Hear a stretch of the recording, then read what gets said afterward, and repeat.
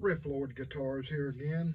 I guess this would be episode 3 of the Jaymz Stratocaster build. In the last episode, I was explaining about how they have this sealer on the bodies, and you have to sand it, get the sealer off to get your stain to penetrate the wood if you're going to use stain. And that's what I'm going to be doing on this one. I got this, it's a wood stain. It's called the Varathane. And this is Vintage Aqua. It's supposed to be a fast dry stain.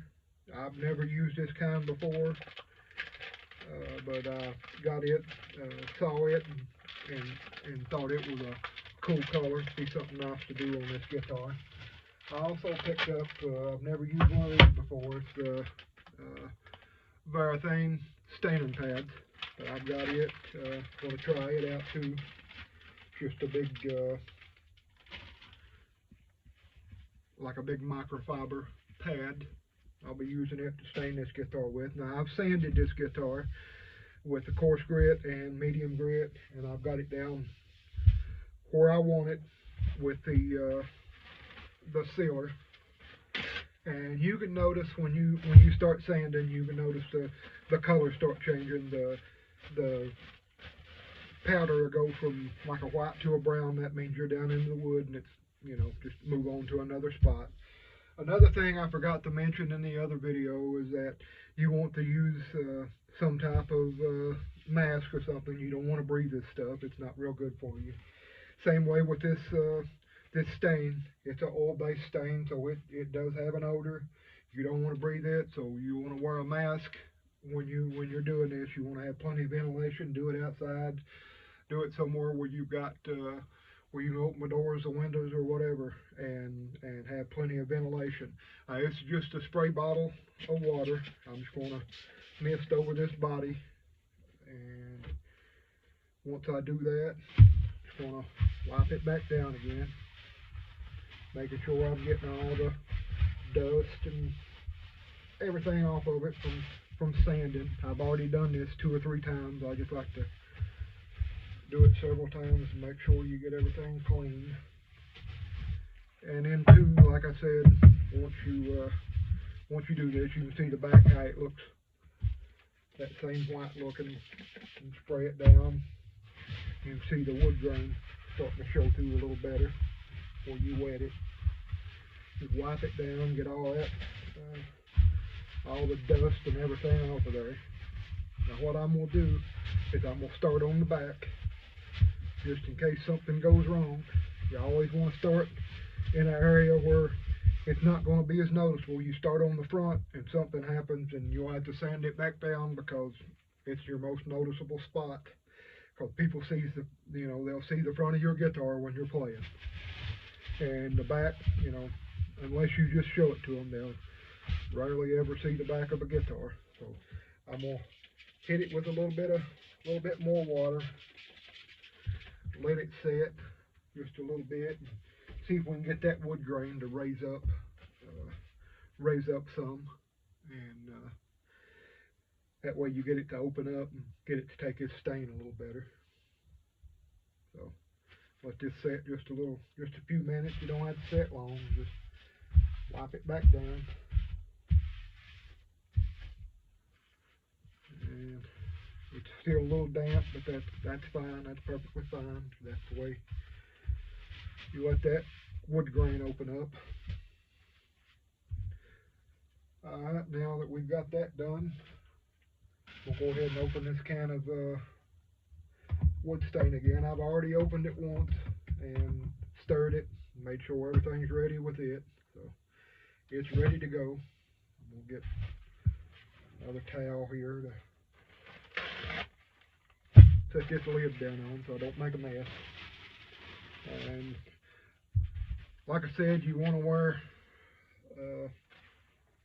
breathing protection while you do this. Make sure you're doing this outside or where you've got plenty of ventilation.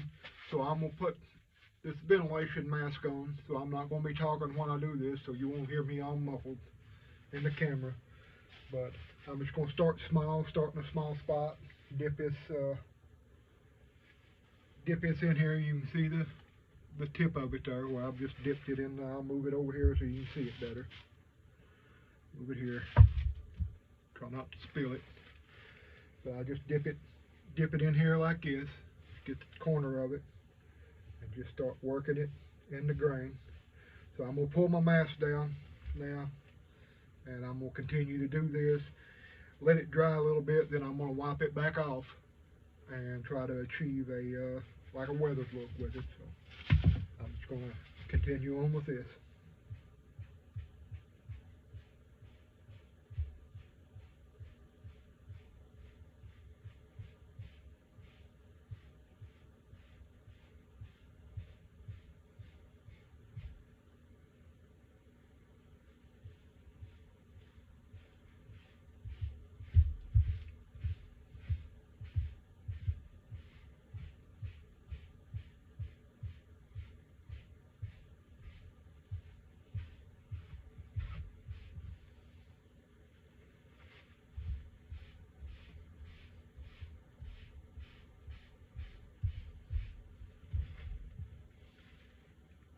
The one thing I want you to notice here, I pulled my mask up a minute to tell you, the one thing that I want you to notice that I'm rubbing this into the grain because I don't want it to be a solid, just one big solid blue, real pretty stain. Like I said, I want the weathered look, so that's what I'm doing here with this doing in short motions like that.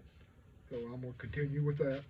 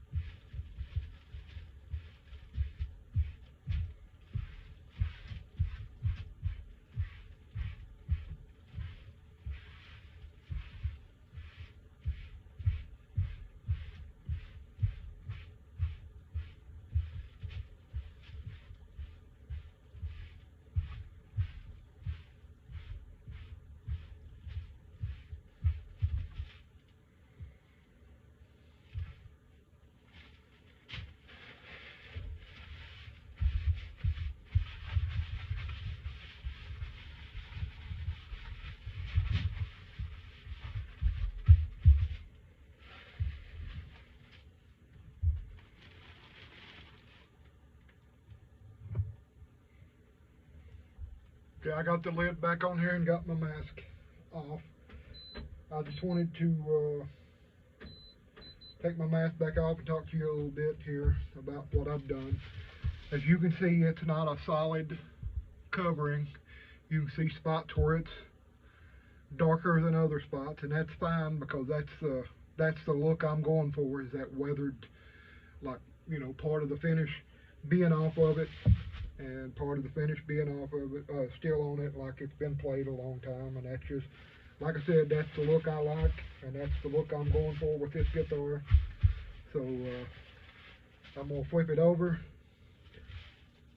I'm pretty happy with that. It's pretty dry where I've wiped on it. I'm just gonna flip it over. I'm gonna pull my mask down, do the same thing to the front, and just continue on with it. I am going to hit it a little bit with this water again.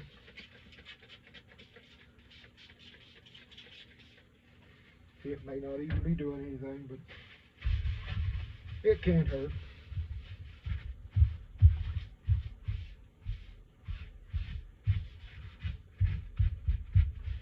And again, before I start again, these areas here where the pick guard's going to cover, which will be up in this area here and down here, I'm not really worried about.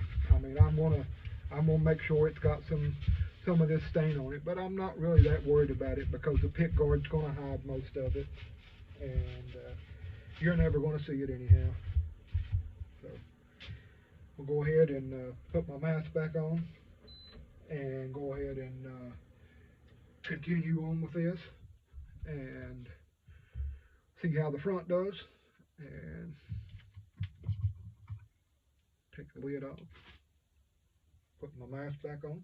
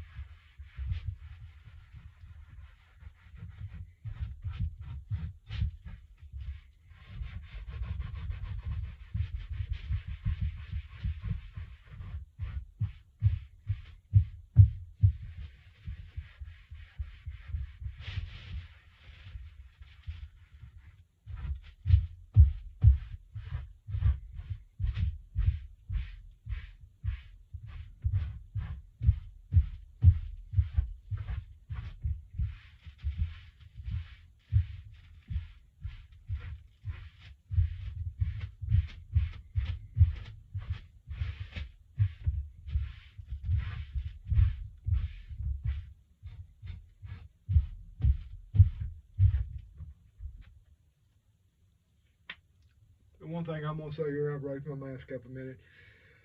One thing I'm going to say here is I've not dipped this in the stain, as you can see, a whole lot, because I don't want to, like I said, I don't want to achieve a solid coverage. I want it to look like it's weathered. I want it to look like it's been left outside or played or whatever, and it's just not really been, you know, propped up on a stand all the time and taken care of, and just, or you know, it's just been an only guitar and took out and played and seen all kinds of clubs or shows or whatever. But this is just something I like. Like I said, you can do it if you want to do it with a solid stain to where it's a solid color, and then go back and hit it with a gloss and make it look, you know, like a brand new guitar. That's fine. But this is just something I'm wanting to achieve. So this is the way I'm doing it, and I'm gonna continue on. I'm gonna go around the perimeter, around the sides of the guitar now, because I've got the front and the back pretty well how I want it. You can see the front of the guitar. I think it's coming along nice. According to this stain, this is a quick dry stain. It's supposed to completely dry in an hour, and you can go back in and put another coat on it if you want after an hour. But I'm pretty happy with this. I may go back in and hit it again, and then sand some more on it. But we'll see what this looks like once it dries. So this is looking really good to me. I'm gonna take another towel here, and I'm gonna wipe this down. Try to get some of the excess off of it, if there's any excess. I've rubbed it, you know, down into the grain pretty good. I mean, you can't, if you're going for the weathered look, you're not going to hurt it wiping it. So turn this over. I'm going to look at the back one more time. The back doesn't have near as much coverage as the front, so I'm going to hit the back one more time, put my mask down, hit the back one more time, and then I'll continue on to the sides.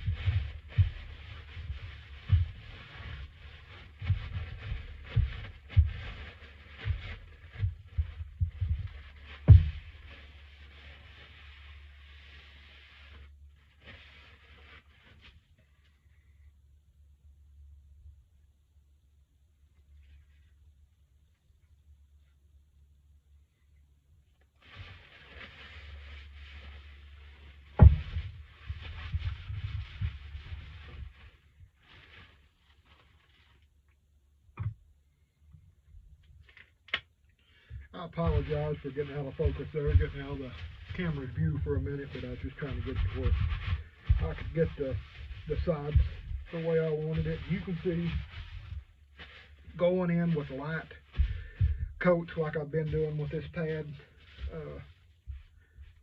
it's achieving the look. It takes a little longer, it's a little slower to do it this way, to go in light and then wipe it, and light and then wipe it, but then it's easier in the long run because you're not putting too much on. You're putting enough on that when you sand it, when you go back over it and do your sanding and you take part of it back off again, it's going to look good. It saves you work in the long run if you just take your time with it. That's the biggest thing with these kits or building a guitar of any kind is to not get in a hurry. Because if you get in a hurry, that's one way to mess it up. But now I was going to show you another thing. Is once I get this completely done and I get it dried the way I want it, I like to use this finish.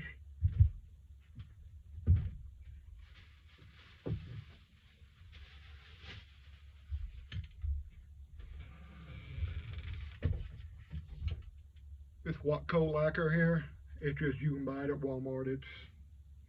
I can't remember. It's not terribly expensive. It's less than $20. This is the satin finish. If you're going to do something that's going to be a relic or a weathered look, I really like the satin because it doesn't put the shine on it. And you know, if you do a guitar, or you know, if you buy a guitar and you want to relic that guitar, that's the first thing you want. That's the first thing you do is you knock the shine off of it. So if you get this satin finish, it's not going to have that shine to it. And two, with this lacquer here, this is a nitrocellulose lacquer. Once you spray it on, when you spray your first coat, unlike the polyurethane finish, it stacks on top of each other. When you spray it, you just keep adding and adding and adding. With the nitrocellulose lacquer, the first coat you hit it with, you spray it, then you go back and you spray it again, it melts into the other layer. It melts into the previous layer. So instead of it just stacking on top of each other like a polyurethane finish, it actually melts and melds in with itself. But that's it for this video. I just want to show you a little bit about the staining. I'm pretty happy with it. I'm going to let it dry. Once it dries, then I'll come back and I'll do another video of this, or I may do some more relicing on this. If I do, I will show you. If I may add some more to it, but either way, you'll see it when it comes back. Overall, I'm pretty happy with it so far. The way it's looking, it looks old and weathered, like the paint's just weathered off of it. And I'm pretty happy with it, so I'm going to go ahead and put the lid on everything, clean up here, let this dry. And the next video I do will probably be how I finish the necks. I may go ahead and take the template out of the book. I showed you the booklet that you get with these guitars, the instruction booklet. On these particular ones, gives you a template for a Strat headstock, which looks similar to a Fender. You cut it out, put it on your blank headstock on these guitars. Then you can cut it out, make it look like the Fender headstock, or you can do your own headstock. You don't have to do the template that comes with it. You can make it look like however you want to make it look. You can customize it and make it your own.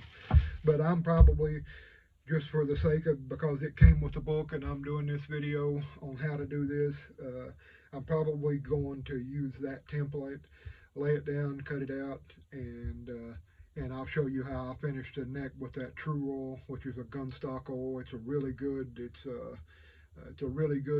finish.